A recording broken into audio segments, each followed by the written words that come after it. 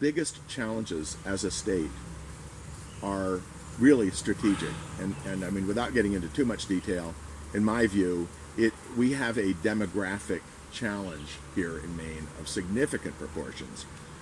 We have the oldest demographic mix of any state in the union. Out of 50, we are the oldest. And that creates kind of a dynamic where we don't have enough jobs for young people, and we don't have enough young people to attract jobs.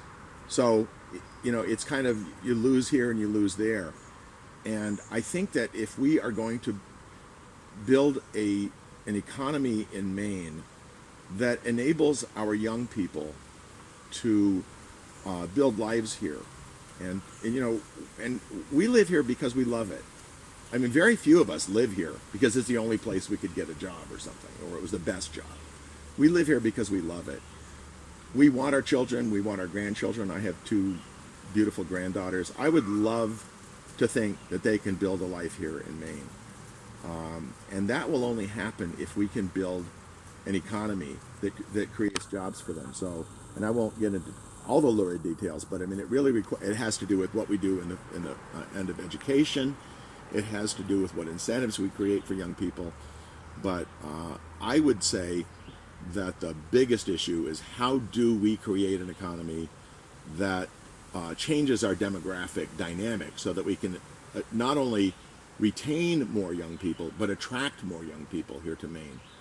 Do you think you'd be successful in working across the aisle with Republicans to come up with solutions to some of these issues and tackle them head on?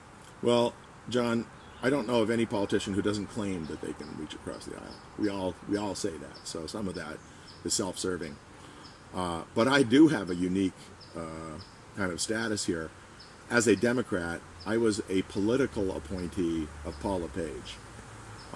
And I had to meet, I worked in the Republican administration. I reported to a Republican administration. I met with Republican caucus to advise them. I met with Republicans individually.